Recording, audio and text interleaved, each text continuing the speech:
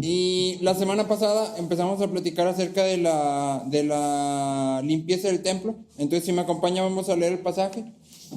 Hacemos un pequeño repasito de lo que vimos la semana pasada y vamos a abordar el tema que quedó pendiente, que yo sé que es el tema que a todos como que más nos intriga cuando leemos este pasaje, ¿no? Entonces acompáñame ahí en la Biblia, Juan 2, versículo 12.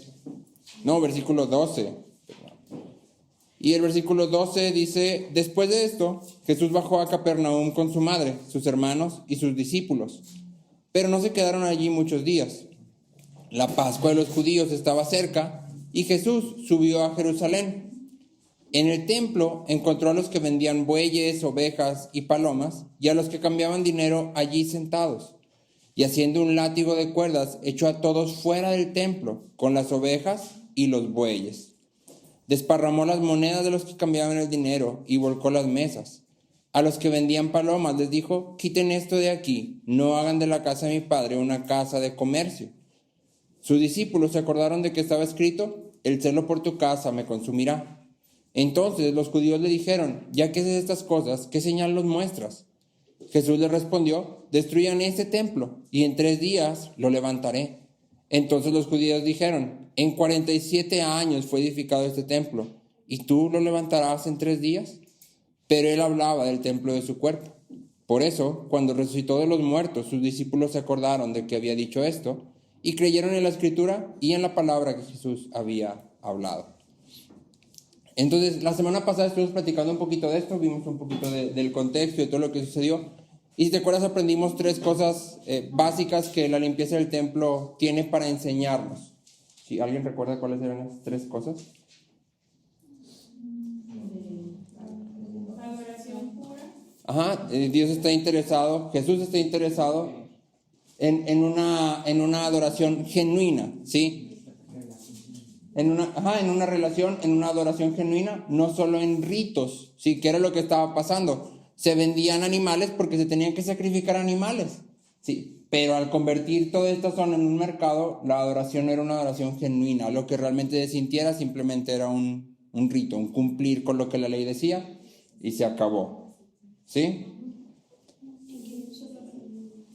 Ajá. Jesús es el rey del templo, ¿sí? El hecho de que Él llegue y limpie y ordene el templo, ¿sí? Quiere decir que Él es el rey. Sí, eso le correspondía solo al rey. ¿Y tercero? Un mejor templo. Jesús es el mejor templo. ¿Sí? Acuérdense que dijimos que el templo era el lugar donde te encontrabas cara a cara con Dios y donde se ofrecían sacrificios. Ahora Jesús es el lugar donde nos encontramos cara a cara con Dios y Él mismo es el sacrificio. ¿Sí? Entonces Jesús es el mejor templo.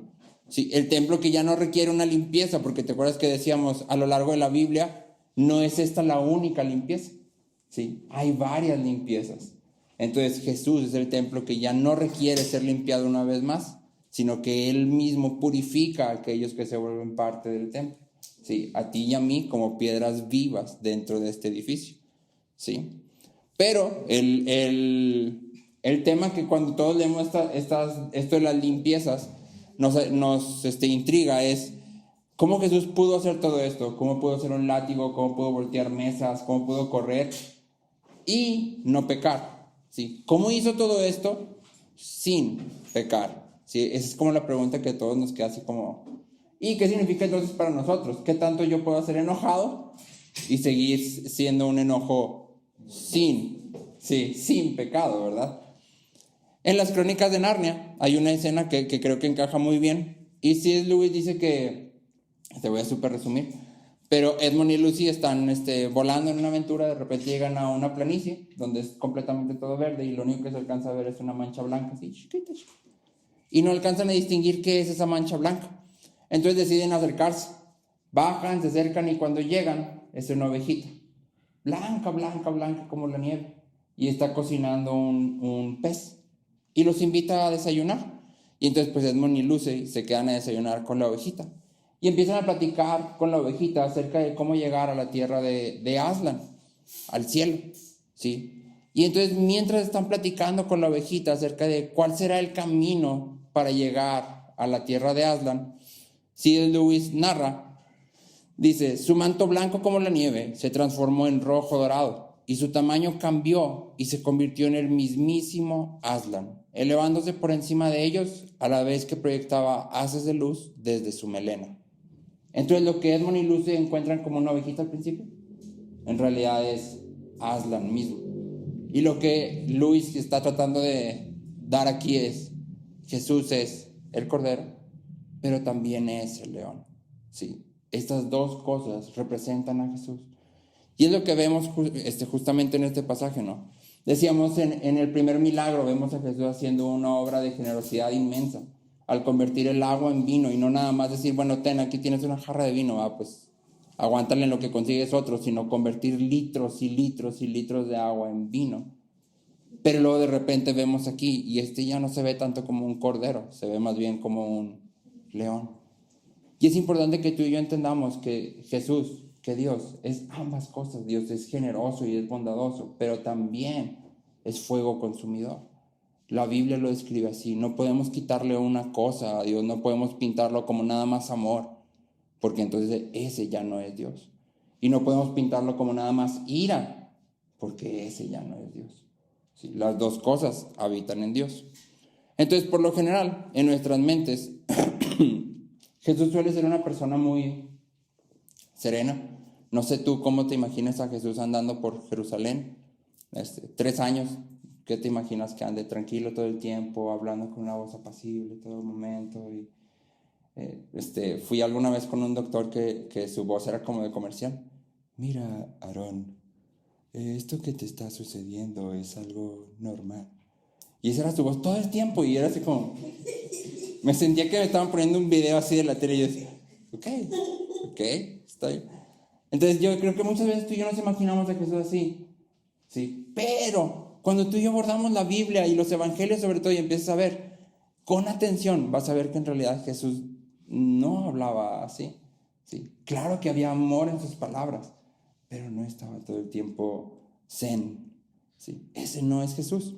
Entonces te quiero leer algunos pasajes. Acompáñame por favor a leer Marcos 3, versículo 5. Marcos 3, versículo 5.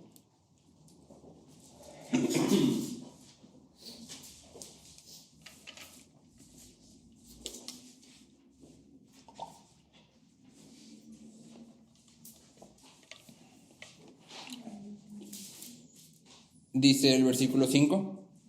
Y mirando con enojo a los que lo rodeaban, y entristecido por la dureza de sus corazones, le dijo al hombre, extiende tu mano, y él extendió, y su mano quedó sana. Sí. Sanó al hombre, pero lo sanó estando enojado y triste. Sí, si lees un poquito más atrás te vas a dar cuenta que está enojado porque los judíos, los fariseos, están buscando una ocasión para hacerlo caer. Entonces, como era día de reposo, sí, estaban esperando que él hiciera algún trabajo para decir, ya está rompiendo la ley. Y Jesús les pregunta, ¿qué es mejor en el día de reposo? ¿Sanar a un hombre del mal que lo aqueja? ¿O ignorarlo porque es el día de reposo? Sí. Obviamente ninguno de los fariseos contesta porque sabe que cualquier respuesta a esa pregunta es cerrada, pero muestran la dureza de su corazón. O sea, ellos preferían seguir la ley de Dios, entre comillas, que ayudar a alguien necesitado. Sí. Y es por esto que Jesús se enoja. Entonces sana a la persona, pero cuando lo está sanando lo está haciendo enojado. Sí, hay enojo. Ahora acompáñame por favor a Mateo 23 y vamos a leer 2 versículos, 27 y 33.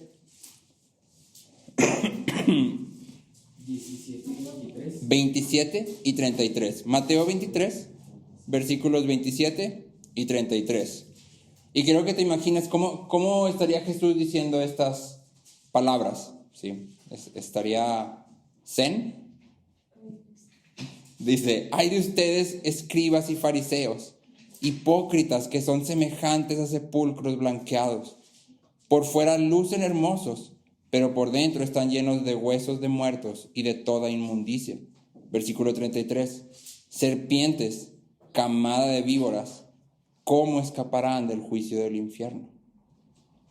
¿Te lo imaginas? Serpientes, camadas de víboras. ¿Cómo? Para nada, ¿verdad que no?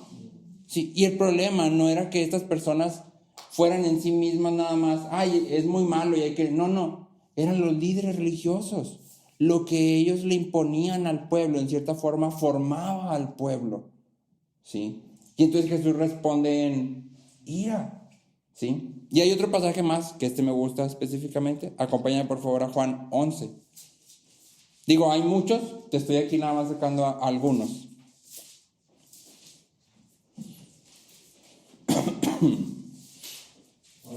Juan 11, del 33 al 35. Dice el versículo 33. Y cuando Jesús la vio llorando, y a los judíos que vinieron con ella también, se conmovió profundamente en el espíritu y se entristeció. ¿Dónde lo pusieron?, preguntó Jesús. Señor, ven y ve, le dijeron. 35. Jesús lloró. Generalmente tú y yo consideramos este pasaje, que es la muerte de Lázaro, como una escena triste. Pero en realidad las palabras que están ahí, sobre todo las que describen, dice, se conmovió profundamente en el espíritu. Son palabras que a través de toda la Biblia están conectadas con enojo, con ira, no con tristeza primeramente. Entonces, aquí Jesús está experimentando una mezcla de enojo y tristeza. ¿Sí? ¿De enojo contra quién? Contra la muerte. Exactamente, la muerte había arrebatado a Lázaro, ¿sí? Y había hecho sufrir a los que estaban con él. Y Jesús está enojado y al mismo tiempo está triste. Sabe que va a resucitar a Lázaro, pero no quita que ha provocado dolor, ¿sí? Entonces, a lo largo del ministerio de Jesús, hay muchas ocasiones en las que Jesús manifiesta enojo. Simplemente que a veces nosotros pasamos muy rápido y no nos damos cuenta que lo que está diciéndolo en enojo. Pero en ninguna de estas ocasiones Jesús peca, y eso es algo que tenemos que notar, ¿sí? David Powlison, que es un consejero y maestro ya experimentado, dice que el 95% de las páginas del Antiguo Testamento, 95%, contienen alguna referencia a alguna clase de ira, alguna clase de enojo. Y el 99% de las páginas del Nuevo Testamento contienen alguna referencia a alguna clase de ira o de enojo. Sí, ira y enojo siendo lo mismo. Entonces, imagínate, de hecho hace el comentario que es el 95% de las páginas del Antiguo Testamento, porque se reduce bastante cuando entramos a todas las instrucciones del tabernáculo, ¿sí? Donde como son medidas y todo esto, pues ahí no hay nada de interacción humana en la mayoría, ¿sí? Pero él es claro en decir, a partir de Génesis 3, ¿sí?, la ira o el enojo es algo que enmarca todo lo que sigue en la Biblia, ¿sí? Entonces, la Biblia nos muestra que Dios experimenta ira, ¿sí? Y Dios, siendo Dios, no experimenta ninguna emoción negativa, ¿sí? Generalmente tú y yo, hoy por hoy, catalogamos emociones positivas y emociones negativas, y esto es fruto de la psicología, ¿sí? La ira siendo una emoción negativa. Pero Dios experimenta ira, y la experimenta también como una emoción, ¿sí? Entonces la ira en sí misma no es una emoción negativa, ¿sí? La ira de Dios es una función de su santidad y de su amor. No es uno de los atributos centrales de Dios. ¿Por qué? Porque donde no hay pecado, no hay ira.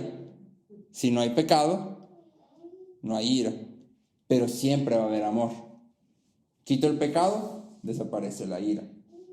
Pero no puedo desaparecer el amor de Dios, ni puedo desaparecer su santidad, ¿sí? Entonces la ira es una función del amor y la santidad de Dios, ¿sí? Powlison una vez más dice, no entenderás la Biblia a menos que entiendas la ira. No entenderás la misericordia a menos que entiendas la ira. Y no entenderás la ira a menos que entiendas la perspectiva de Dios respecto a ella. Entonces la pregunta clave aquí para nosotros es, ¿qué es la ira? ¿Sí? ¿Qué es ira? ¿Qué es enojo?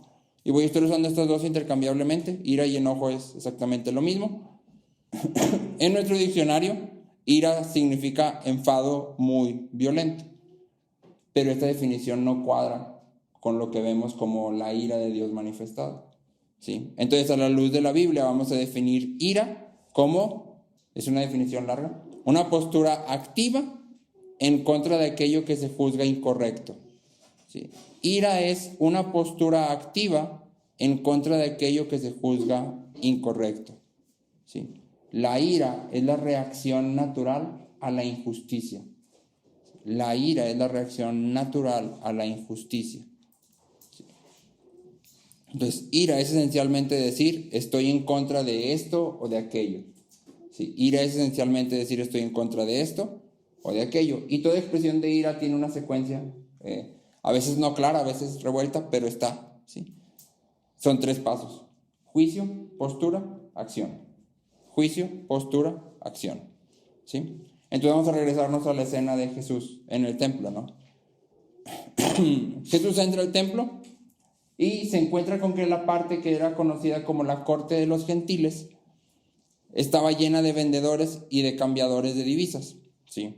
Más adelante, en Juan 12:20, vamos a leer que había algunos griegos que subían a adorar. Entonces, era común que en la Pascua no solo se juntaran judíos para adorar a Dios, sino que también llegaran otras personas de otras nacionalidades. Pero estas otras personas, que eran gentiles, solo podían entrar a la corte de los gentiles, que era un patio muy grande que estaba antes del templo. ¿Sí? Entonces, estos gentiles que venían a adorar llegaban al lugar que te tocaba para adorar, pero imagínate que el lugar que te toca para adorar está todo lleno de vendedores. Sí, como decíamos el otro día, pues ovejas, vacas, los señores cambiando. No sé si será pásele, güerito, cámbiale aquí, llévele. Sí, pero imagínate, o sea, todo el ruido que había. Sí, y ese era el único lugar donde tú como gentil podías adorar. Acuérdate, no podías ofrecer sacrificios fuera del templo. Y no podías pasar más allá de la corte de los gentiles. Entonces, pues ahora sí que te buscabas ahí un lugar entre toda la gente y las mesas y pues que sacrificara ahí tú con todo el ruido. ¿Sí? ¿Era una adoración genuina?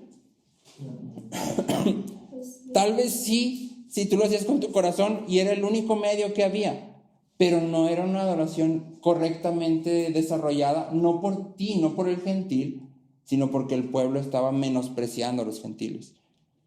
Sí, los judíos estaban menospreciando a los gentiles, ¿qué importan? Sí. Ocupa el espacio de los gentiles, no pasa nada. Sí. Entonces, una adoración solemne era imposible en estas condiciones. Entonces Jesús usa esta secuencia que vimos, ¿no? Hace un juicio. El lugar donde están los mercaderes es inapropiado. No lo que están haciendo, porque lo que están haciendo era conforme a la ley, pero el lugar donde están puestos es inadecuado. ¿Sí? Y luego toma una postura. ¿Sí? La postura es: la casa de mi padre no va a ser convertida en una casa de comercio. ¿Sí? Y luego realiza una acción, o en este caso varias. Hace un látigo, latiguea a los animales, tal vez a las personas, voltea mesas, ¿sí? Y corre a todos de ahí. Entonces, esto es ira. ¿Sí? Hay un juicio, hay una postura, hay una acción. Pero además de la secuencia que siempre está presente en todas las expresiones de ira, tuyas, mías y de Dios, la ira de Dios siempre contiene 4 elementos. Y estos 4 elementos describen lo que es una ira justa, una ira sin pecado. ¿Sí? Y a la vez nos muestran el patrón por el cual tú y yo deberíamos de esforzarnos. No sé quién de aquí se considere enojón. Yo soy medio enojón. Medio. Era pregunta nomás, ¿verdad?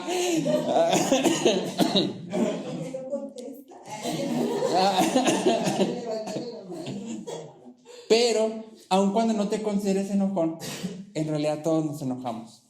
¿Sí? Y rara vez nuestro enojo se ve como debería de verse. ¿Sí? Muchas veces se debe a que no hemos pensado en lo que el enojo debería de ser. ¿Sí? Y muchas otras veces se debe a que estamos trabajando en ello. Entonces, si nunca has pensado cómo debería ser el enojo, eso es lo que vamos a ver hoy. Si estás trabajando, aquí hay una buena guía de todas formas. ¿Sí? Esto es como se debería ver el enojo. De todo aquel que es creyente, así se debería ver el enojo. ¿Sí? Entonces, 4 elementos. El primero, paciencia. ¿Sí? Y ojo, te estoy hablando, en el momento que estás manifestando enojo, estás manifestando también paciencia. ¿Sí? Ahora, la paciencia no es pasividad, ¿sí? No es indiferencia, y no es tolerancia así apacible del mal, ¿sí? Por decir, Jesús aquí saca a todos del templo, ¿sí? Pero lo hace de manera paciente. Yo les preguntaba la semana pasada, tú eres Andrés, Felipe, estás ahí, Juan, ¿sí? Y Jesús ve eso, hace un juicio, toma una postura y luego va y busca, no sé de qué lo habrá hecho, alguna planta o algo, arranca, corta, se sienta, empieza a tejer para hacer el látigo. ¿Cuánto tiempo crees que se haya tomado? 10 minutos. Vamos a decir, de 10 minutos a 2 horas. Si 10 minutos a lo mejor sí ya tenía mucha práctica haciendo látigos. Pero finalmente se tardó, me explico. O sea, no fue que fue un aire que explotó y agarró lo primero que encontró y... No. A ver, esto está mal. Esto no debería estar sucediendo. Tengo que arreglarlo. Permíteme un poquito. Sí. Sí.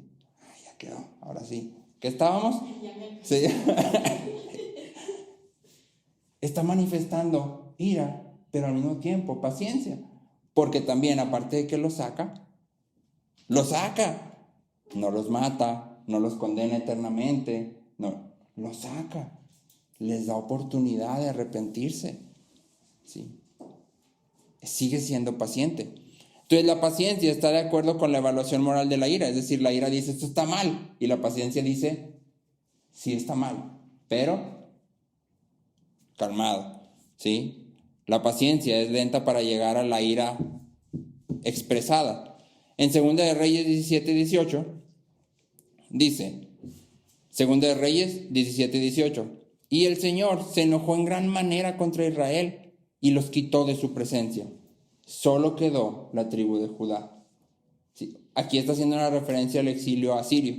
Y tú lo lees y es así como que el Señor se enojó en gran manera contra Israel y los quitó. Se enojó ahorita y ya los quitó. Pero cuando lees la historia, en realidad Dios se enoja contra el pueblo y luego mucho tiempo está advirtiéndoles, hey, te estás yendo mal y si sigues por ahí va a venir el exilio y vas a sufrir y va a ser malo y te va a doler y tus hijos van a sufrir y vas a morir, ¿sí? Regrésate. Pero cuando ellos no se regresan, el castigo llega. Sin embargo, Dios desde el principio, o sea, no es que se le vaya acumulando como muchas veces a nosotros se nos acumulan las piedritas en el saquito y lo explotamos.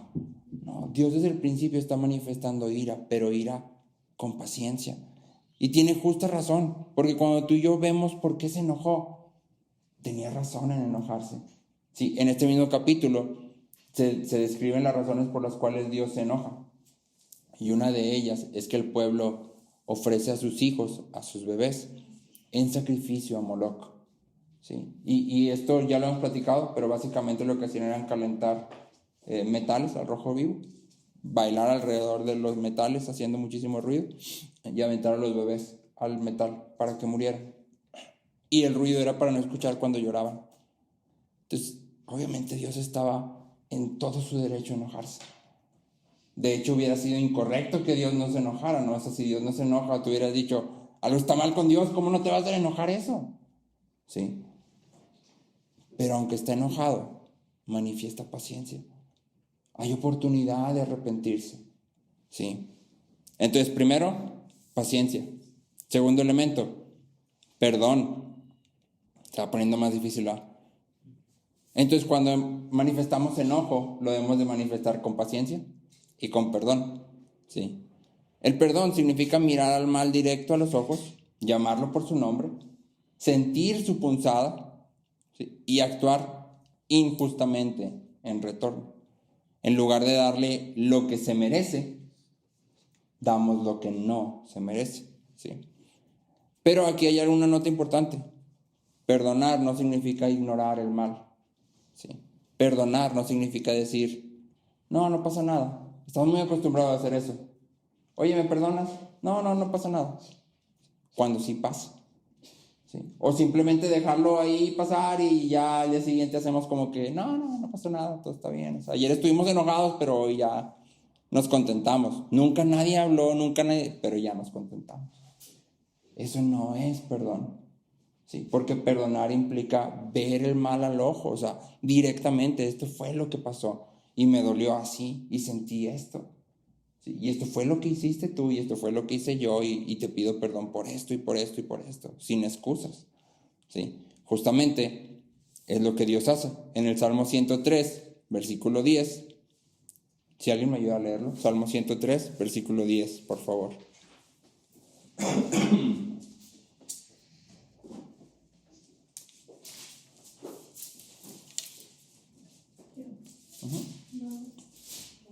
No nos ha tratado según nuestros pecados, ni nos ha pagado conforme a nuestras iniquidades. No nos ha tratado según nuestros pecados, ni nos ha pagado conforme a nuestras iniquidades. No quiere decir que no las vea, sí las ve, todas, y las conoce. Y no dice, no pasa nada, todo está bien, no te preocupes. No dice eso. Perdona. ¿Y cómo perdona? Absorbiendo el costo. En Cristo, Él sufre la condena de nuestro pecado y extiende perdón. ¿Sí? Entonces, de la misma forma, tú y yo al buscar o conceder perdón, debemos de reconocer el mal. Y por reconocer me refiero a expresarlo. ¿Sí? Debemos confesarlo por su nombre, sin excusas, y conscientemente extender la misma misericordia que nos ha sido extendida. ¿Sí? Entonces llevamos 2. Paciencia, perdón. Tercero, caridad. Y antes de entrar a esto, quiero hacer la aclaración. En nuestras Biblias modernas, todos los pasajes que hablan acerca del amor de Dios, sobre todo en el Nuevo Testamento, lo traducen con la palabra amor. Pero, ya el pastor Marcos nos había enseñado alguna vez, en las traducciones antiguas, la palabra correcta es caridad. ¿Por qué? Porque hace énfasis específico en inmerecida, amor manifestado que es inmerecido, ¿sí? Amor en acción, inmerecido. Por eso la palabra correcta es caridad. Si tú y yo vemos caridad como algo que le das a alguien pobrecito, no. Caridad es una acción de amor inmerecida, ¿sí? Entonces, la ira opera desde un sentido de justicia. Si veo algo malo, la ira es la respuesta correcta. La caridad reconoce el mal, pero realiza un acto de bondad inmerecido. ¿Sí? Y obviamente el ejemplo más grande de esto es Cristo. ¿Sí? En 2 Corintios 5:21 dice, al que no conoció pecado, es decir, a Cristo, lo hizo pecado por nosotros, para que fuéramos hechos justicia de Dios en él. Cristo se hizo pecado para que tú y yo fuéramos hechos justicia de Dios. ¿Esto es justo? No, totalmente injusto, totalmente inmerecido, porque si Dios fuera justo, el pecado, la paga del pecado es, eso es justo, ¿sí? Eso es justo, pero Dios no está siendo justo, Dios está siendo caritativo, ¿sí? Y entonces tú y yo tenemos que hacer exactamente lo mismo, ¿sí? Tal vez la persona que nos lastima, ¿sí? O que lastima a nuestros seres queridos no merece nada, o tal vez lo que merece es una cucharada de su propio chocolate, o sea, que sufra lo mismo que... Y muchas veces es nuestro impulso, ¿sí? Pero la Biblia nos llama en otro sentido. Hay que dar lo que no merece, amor, ¿sí? Caridad, amor en acción, no nomás. No, sí, yo no tengo nada contra él. No, sí, que Dios lo bendiga. No. Yo activamente voy a manifestar amor y caridad. Activamente, ¿sí? Porque lo otro, pues cualquiera lo puede decir. Dios pudo haber dicho, no, yo no tengo nada con los humanos, pues digo, ellos saben, va, pues yo los hice y pues ellos se quisieron ir para allá, pues ellos saben, va, ahí está la ley si se quieren salvar. ¿Qué nos hubiera pasado? Fritos. Eso no es lo que Dios hace y por tanto no es lo que tú y yo deberíamos de hacer, ¿sí? Y por último, y creo que este es uno de los más difíciles, conflicto constructivo, ¿sí? Entonces tenemos 4 elementos. Estos 4 elementos son inseparables: paciencia, perdón, caridad y conflicto constructivo. ¿Sí? ¿Qué es el conflicto constructivo? Es la disposición de comenzar un conflicto e ir a través de todo el proceso del mismo con un propósito evidente de construir. ¿Sí? Es la disposición de comenzar el conflicto, pero con un propósito evidente de construir. ¿Sí? El conflicto constructivo implica ira en favor de las víctimas y en contra de los victimarios, pero esta ira misericordiosa siempre mantiene su sentido de proporción, su perspectiva y su propósito de edificar. Entonces, este conflicto constructivo es evidente, por ejemplo, en los pasajes como el del joven rico, ¿sí? Donde viene y el joven dice, todo lo que tú me estás diciendo, Jesús, yo lo he cumplido desde mi juventud. Y Jesús no dice, híjole, no, ya no le voy a decir lo otro porque, y si se lo toma mal, no, y si ya no me sigue, porque pues sí le va a decir algo difícil, ¿verdad?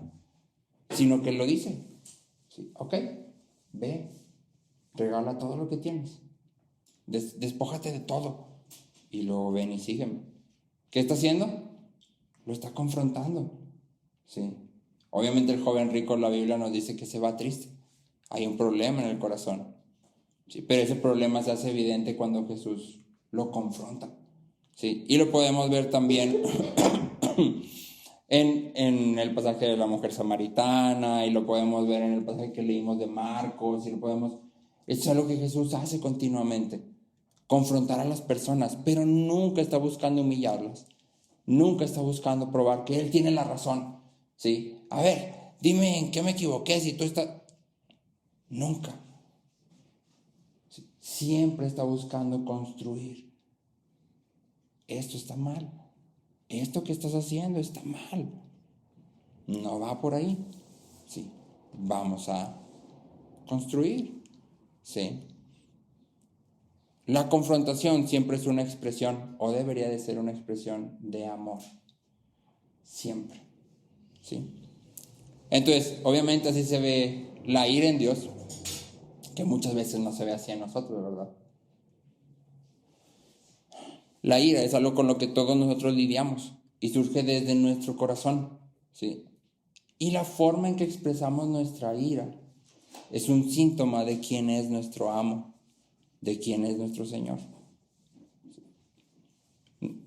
Así que la pregunta ¿es nuestra ira una expresión de amor o una expresión de orgullo y de soberbia? No hay más que esas dos opciones. ¿Sí? Y dependiendo de cómo mi ira se manifieste, estoy yendo hacia un lado o hacia el otro. ¿Sí? Entonces me gustaría que abordáramos un versículo, dos versículos que me parecen muy, muy, muy relevantes y que yo sé que todos conocemos, pero que muchas veces pasamos muy rápido. Y esto está en Efesios 4, versículos 26 y 27. Efesios 4, 26 y 27. Y hay 4 principios sobre la ira que vamos a aprender aquí. Sí, entonces, Efesios 4, 26 y 27 dice, me espero, pausa.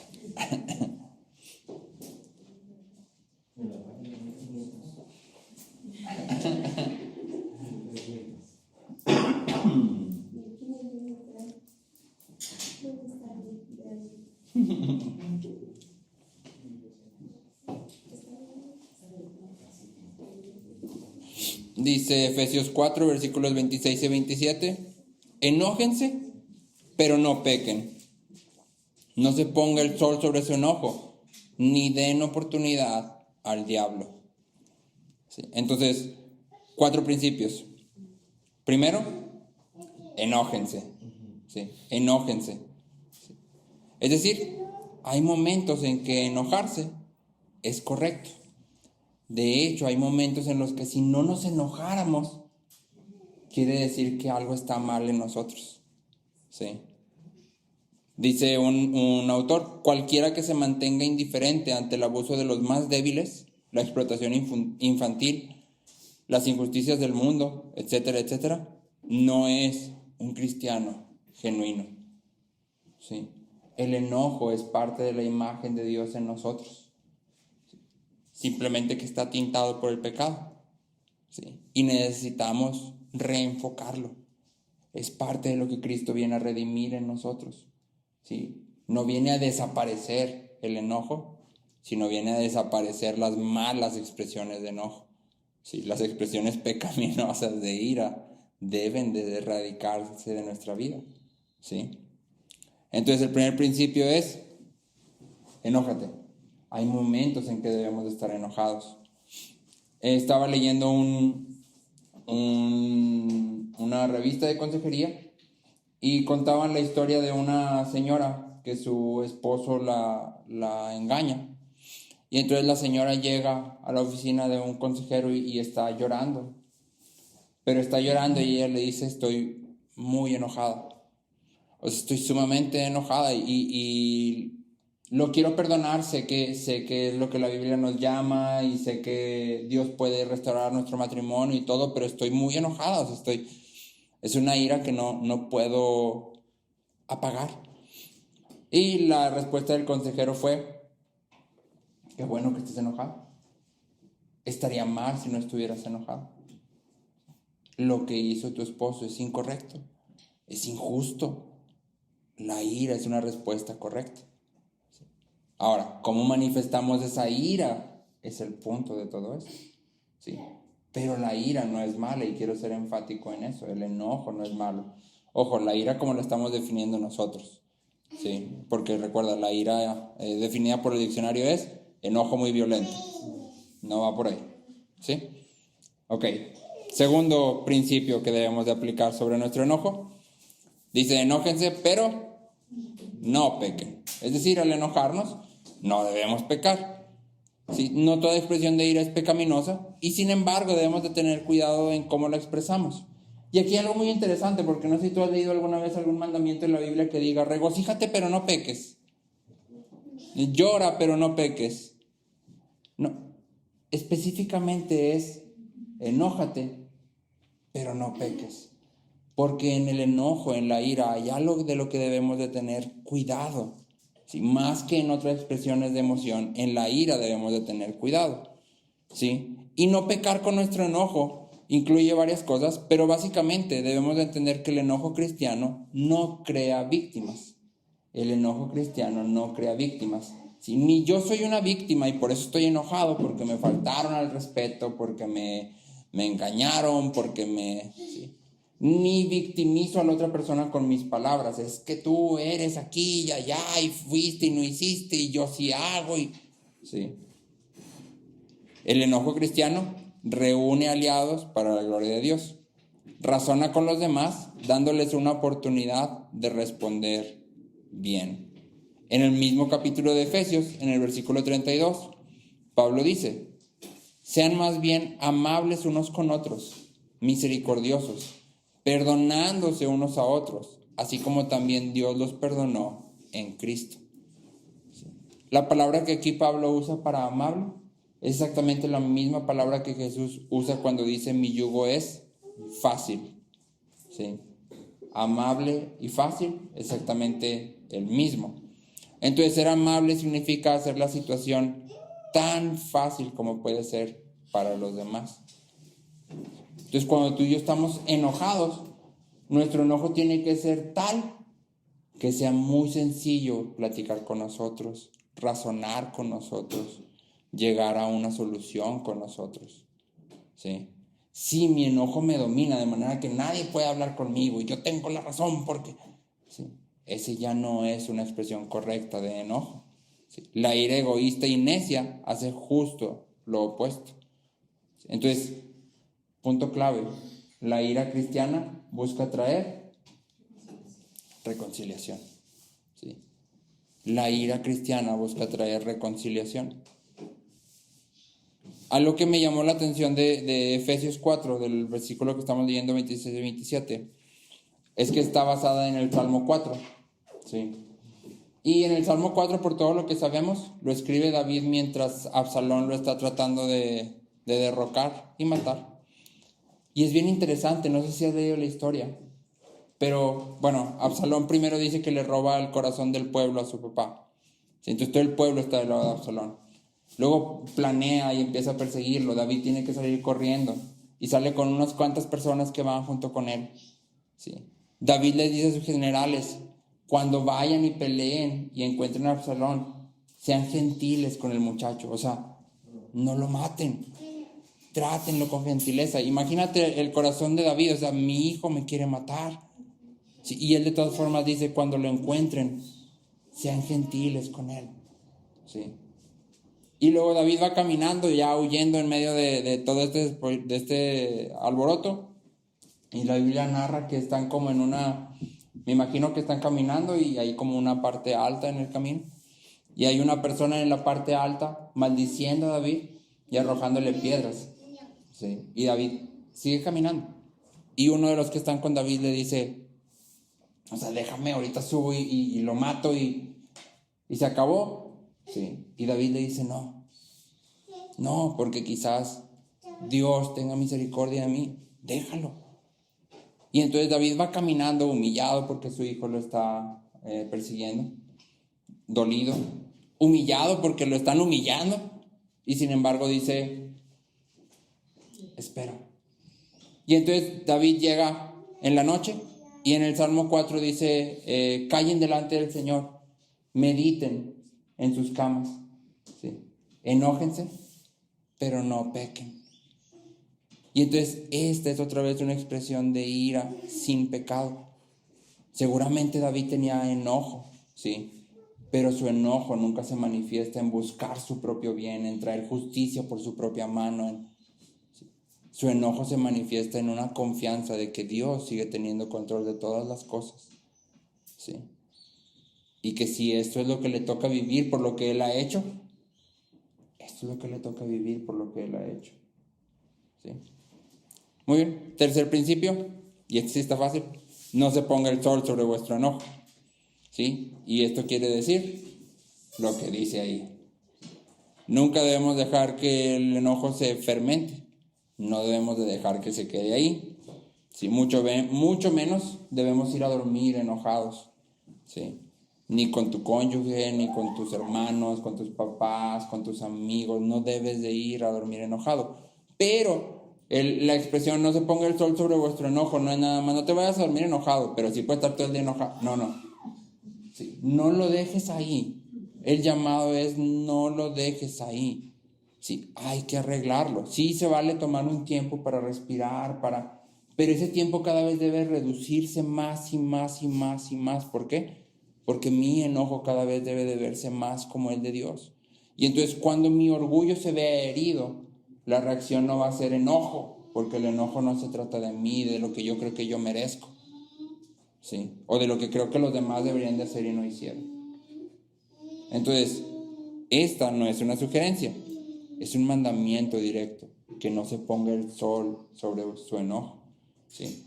Si tú y yo hemos cometido el error de ir a dormir enojados con amigos, hermanos, cónyuges, es algo que no podemos repetir, ¿sí? Porque luego a esto le agregas que al día siguiente empieza el ajetreo del día, ¿sí? Y luego ya no se habla. Eso no es perdón. Así que volvemos a lo que decíamos atrás. Eso no es perdón. Simplemente lo guardaste en un cajoncito, ¿sí? Pero el enojo guardado fermenta y crece. Mateo 5, 24 y 25 dice, me faltó el 23, perdónenme. Deja tu ofrenda allí delante del altar y ve, reconcíliate primero con tu hermano y entonces ven y presenta tu ofrenda. ¿Sí? Ponte de acuerdo pronto con tu adversario mientras vas con él por el camino. No sé que tu adversario te entregue al juez y el juez al guardia y se ha echado en la cárcel. Entonces básicamente lo que está diciendo aquí Jesús es cuando vengas a dar tu ofrenda y recuerdas que tu hermano tiene algo contra ti, deja la ofrenda y ve y reconcíliate. Entonces, ¿en qué momento tú y yo ofrecemos ofrendas a Dios? ¿Todos los días? En todo momento. Sí, Pablo dice en Romanos que nuestro cuerpo debe ser sacrificado a Cristo siempre, que nuestra mente conformándose a la Biblia es nuestro sacrificio también, o sea, todo el tiempo. ¿Y cómo voy a hacer esto si estoy enojado con fulanito, manganito, sultanito, mi esposo, mi esposa? ¿Sí? No puedo estar así, ¿sí? Entonces tengo que prontamente venir a reconciliar, ¿sí? Por amor a Cristo. Entonces no podemos dejar pasar el enojo. Siempre debemos buscar reconciliación. ¿Qué es más que pedir perdón? ¿Sí? No es solo, perdóname. Sí te perdono, perdóname tú a mí. Qué bueno, abrazo. Ya. Eso no es perdón. Reconciliación. Perdóname. Hice esto y esto y esto. Sí, lo hice porque me sentí así y así y así. No es una excusa. Es lo que sentí y así. Y la otra parte dirá, te perdono, perdóname tú a mí. Sí, porque yo hice esto y esto. Y sé que no hice esto o aquello. ¿Sí? Y entonces hay reconciliación. ¿Sí? Y por último, no den lugar al diablo. Entonces, finalmente en Efesios Pablo dice que el diablo está esperando la ocasión en que explotemos en ira pecaminosa para avivar el fuego, para tentarnos, recordándonos todo lo malo que nos han hecho y todo lo bueno que nosotros somos y todo lo bueno que hacemos y lo que nos merecemos y lo que no hacen los demás y nosotros sí. Entonces tú y yo tenemos que reconocer que el enojo y la manifestación de enojo, ¿sí?, es un tema de guerra espiritual. ¿Sí? John Ames, que es un personaje ficticio, dice, una pizca extra de ira con demasiada frecuencia o en el momento incorrecto puede destruir más de lo que imaginas. Entonces la forma en que tú y yo expresamos enojo, ¿sí?, es un tema de guerra espiritual. ¿Sí? Yo debo de tener cuidado con cómo mi enojo se manifiesta. Porque cuando se manifiesta de mala manera, el diablo está, este es mi momento. ¿Sí? Y entonces esto se aviva y todo se hace más grande. Y yo creo que todos hemos vivido alguna ocasión así. ¿Sí? Creo, igual hay quien no. ¿Sí? Por último, me gustaría que notáramos de nuevo en Juan lo que los discípulos recordaron cuando Jesús hizo todo esto. En el versículo 17 del capítulo 2 dice, sus discípulos se acordaron de que estaba escrito, el celo por tu casa me consumirá. La ira de Jesús nace del amor de Dios. En el Salmo 69, que es el que está citando aquí Juan, David habla de ser consumido por el celo, por el celo por la casa de Dios. ¿Sí? Y habla de que los insultos que injurian a Dios ahora lo injurian a él. Es decir, David está tan consumido por el celo, ¿sí?, que dice, todo lo que dicen de Dios es como si lo dijeran de mí, ¿sí? Y me injuria a mí lo que están diciendo de Dios. Es como si estuviera dirigido contra mí, no porque yo sea Dios, sino porque el celo por su casa me consume, ¿sí? Entonces, es algo que tú y yo deberíamos de buscar, ¿sí?, que podamos identificarnos de esa manera con Dios, que podamos estar tan enamorados de Dios que cuando su nombre sea difamado, sintamos esa misma ira. ¿Sí? Una ira justa siempre se manifiesta ante aquello que mancha la gloria de Dios o distorsiona su bondad. ¿Sí? Entonces, es una mentira que las personas más intelectuales son las más serenas. ¿Sí?